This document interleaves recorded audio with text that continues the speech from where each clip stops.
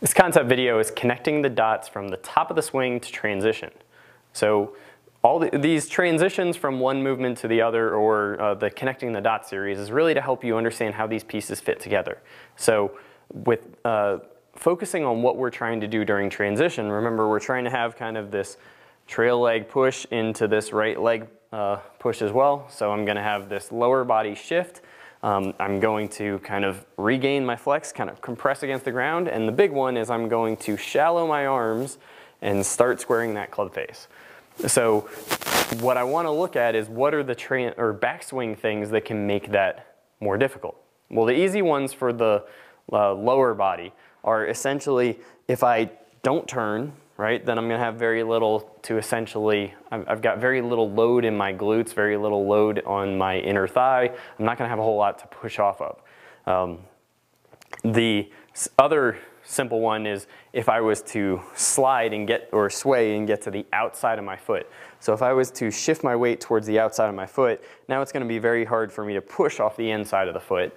So what we work on in the backswing is hopefully tightening up that lower body coil so that I can then use that in transition. Now the one that I think is a little bit trickier is this kind of arm shallowing piece, right? So essentially, if I was to shallow it a ton during this backswing and go more this way, well, I've actually kind of loaded and prepared my body to go into more of a steep movement. And we want that to happen kind of down in the release, but below waist height, not up at the top of the swing.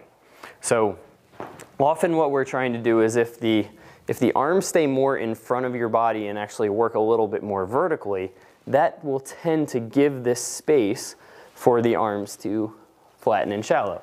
If I work completely across my body like so, then any amount of body movement on the way down is typically going to get that right elbow stuck behind me and this path to steepen. Now it's possible you could be like a Jim Furyk and still get it behind you and still shallow, but there's very few who actually are able to do that.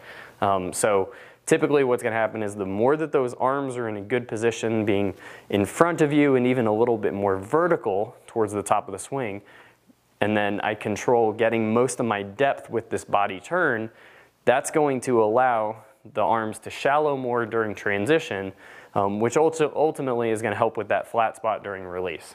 So if you're struggling with making this transition move of getting either your arms to shallow or your body to initiate the downswing, then please take a look at what you're doing to end the backswing, because that may be setting you up for kind of more difficulty during this transition than you really have to go through.